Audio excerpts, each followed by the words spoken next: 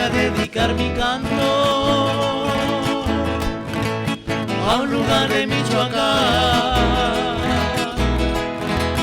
a un pueblo que quiero tanto porque es mi tierra natal.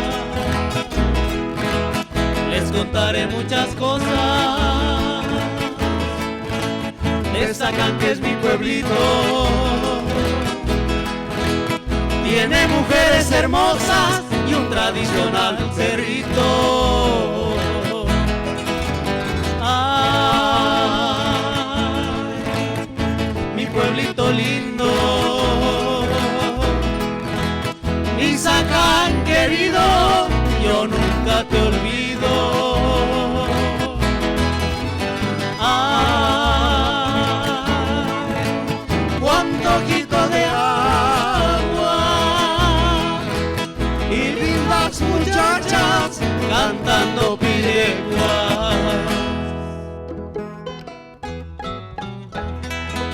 ¡Ay, ay, ay! ¡Puro Zacán!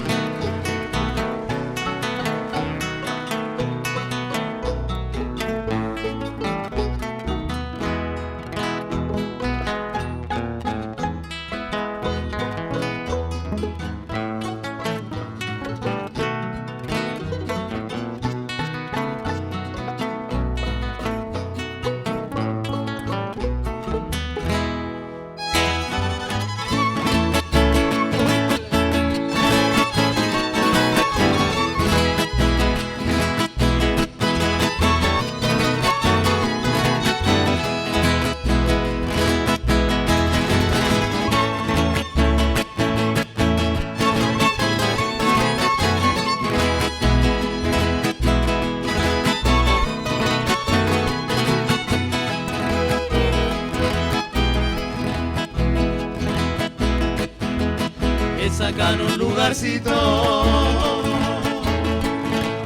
muy tranquilo y singular, con su 18 de octubre, su fiesta más popular. En Zacán se da la mano con el corazón entero y se le trata de hermano al que es amigo sincero. Ah, mi pueblito lindo,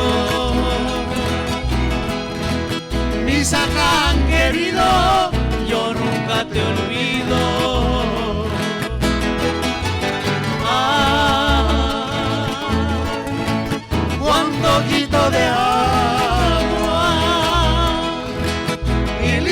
muchachas cantando pireguas. Ay, ay, ay. Muchas gracias.